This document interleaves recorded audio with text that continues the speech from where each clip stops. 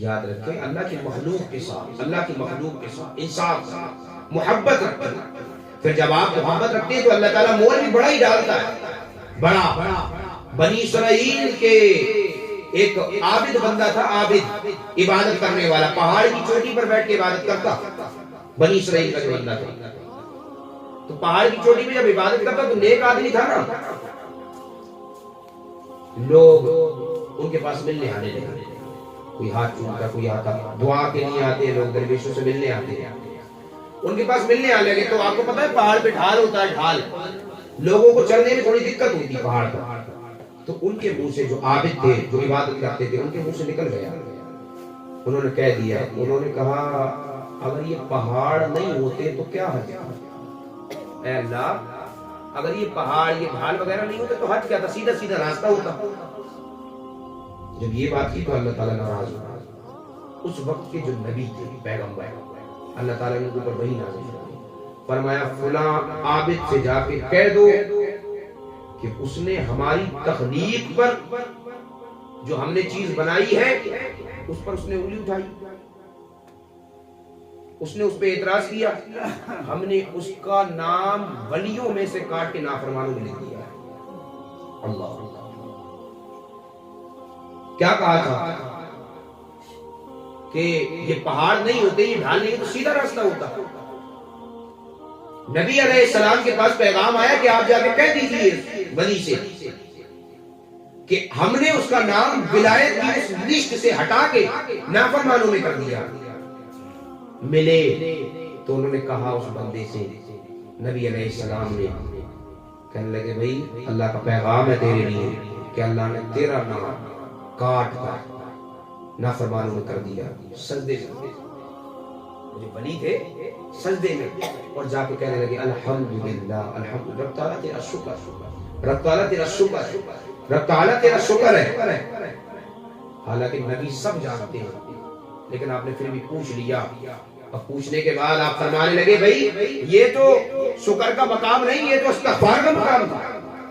یہاں تو تجھے رونا چاہیے، یہاں تو تجھے توبہ کرنا چاہیے، تو شکر ادا کر رہا ہے. ولی تھے، نیک لوگ تھے، اللہ کی مخلوق کے ساتھ محبت کرنے والے تھے. کہنے لگے اے نبی علیہ السلام میں اس لیے شکر ادا کر رہا ہوں کہ کم سے کم اللہ نے میرا نام کہیں تو لکھا ہی ہے. اللہ کے قلم کے نیچے میرا نام آیا، میرے لیے کتنی بڑی اللہ نے میرا نام لیا آپ سے، اللہ نے میرا ذکر کیا آپ سے. کیا خوب بات ہے، کیا خوب. اللہ نے میرا نام لکھا، کاٹ دیا اللہ نے میرا نام. چلو کسی لسٹ میں تو ہوں تو اللہ کے ہی پاس، کسی بھی لسٹ ہوں تو اللہ کے پاس. اور بات کی تو کہنے لگے نبی علیہ السلام ایک میری عرضی اللہ تک آپ پہنچا دیں گے؟ آپ نے فرمایا بتاؤ. کہنے لگے آپ اللہ تبارک و تعالیٰ تک میرا یہ پیغام پہنچائیں، میری عرضی کہ رب تعالیٰ میں نے جو اعتراض کیا تھا، میں نے جو بات کی تھی وہ بھی تیری مخلوق کی محبت میں ہی کی تھی. تیری مخلوق اوپر چڑھتی ہے، کچھ کمزور بھی ہوتی ہیں تو بیچارے ان کے ہاتھ ہی چل جاتی، پریشان ہوتے ہیں. تو میں نے تو محبت میں کہی تھی، میں نے کہا کہ یہ نہ ڈھال ہوتا سیدھا راستہ ہوتا تو لوگ سیدھے چل جاتے، پریشانی ہوتی ہے لوگوں کو، میں نے اس میں کہہ دیا. آپ یہ عرضی ڈال دیں اور ساتھ کہہ دیں رب قدیر سے رب تعالیٰ میں نافرمان جو ہو گیا نا، نافرمان کی لسٹ میں میرا نام آ گیا تو اب میں تو ظاہر ہے جہنم میں جاؤں گا. تو اللہ تعالیٰ تک میری عرضی پہنچانے کہ رب تعالیٰ میرے جسم کو اتنا بڑا کر دے، اتنا بڑا کر دے رب تعالیٰ میرے جسم کو کہ میں جب جہنم میں جاؤں تو پوری جہنم اکیلے میرے جسم سے بھر جائے، میرے جسم سے بھر جائے. اللہ اکبر. کہنے لگے اللہ تعالیٰ کتنے خوبصورت بندے، اتنے بہترین لوگ. میں نہیں چاہتا اللہ کی مخلوق جہنم میں جائے، میں چاہتا ہوں جب میں جاؤں گا تو میں ہی چلا، میں اکیلا جلتا رہوں. اللہ تعالیٰ سے آپ یہ میری عرضی کہیے کہ اللہ تعالیٰ میرے جسم کو بڑا کر دے تاکہ مجھ سے جہنم بھر جائے. اور اللہ کی کوئی مخلوق اللہ کا کوئی بندہ جہنم میں نہ جائے.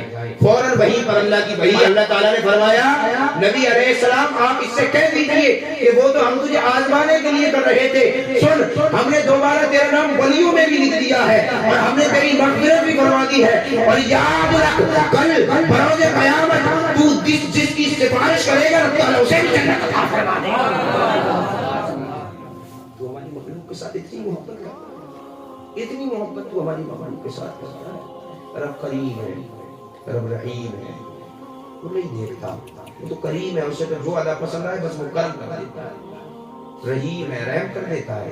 یاد رکھے اللہ تعالیٰ کا ہر ایک بندہ، ہر ایک، وہ چاہے کالا ہے یا گورا ہے، لیکن اللہ تعالیٰ اس سے محبت کرتا ہے.